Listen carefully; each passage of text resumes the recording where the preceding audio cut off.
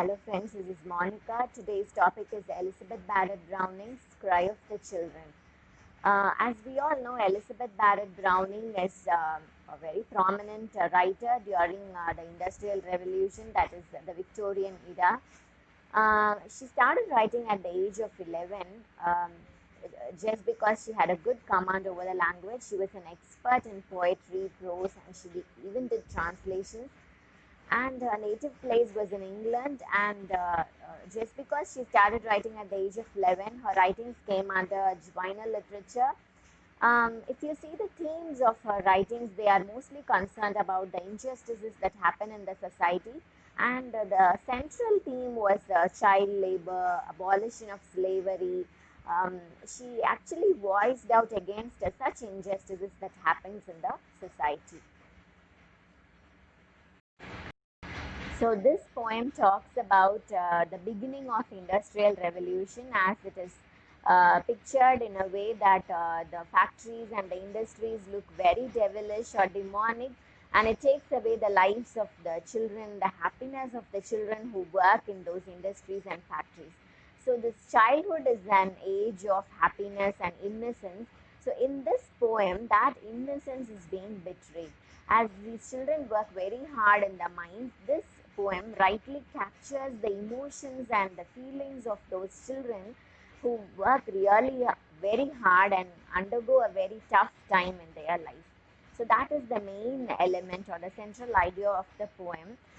E.B. Browning very well captures the tone or the emotion of the poem, and we can view the industrial society through the eyes of the children who work in those mines. The poem continues to talk about the physical conditions of the children. Children they are very fragile and they are very weak. They lack energy to do such a heavy and strenuous work. So this poem also pictures the emotion of those children who feel very tired and who lack energy to do those strenuous work which is expected of them, and their skin is turned pale and their spines are bent. So such emotions which concern with the physical health of the children is also captured. This stanza talks about the innocence and happiness of childhood. So most of the children in the childhood, they experience happiness and a sort of freedom, but here children are caged. They don't experience this happiness like that of animals and birds, which are free and happy, but here they have this sense of pessimism inside them, and they are unhappy to the core, and they experience a lot of problems and troubles like that of adults. Whatever an adult has to undergo, they undergo at a very early stage in life.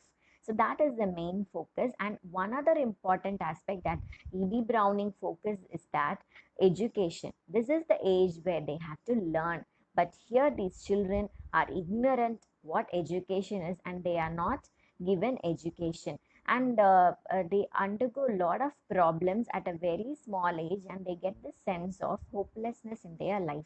And there are also a lot of dangers that are associated working with these mines, is that it is very dangerous and it is not very easy task to work in the factories and mines. And the other thing is that these children are paid very less and they work for very long hours.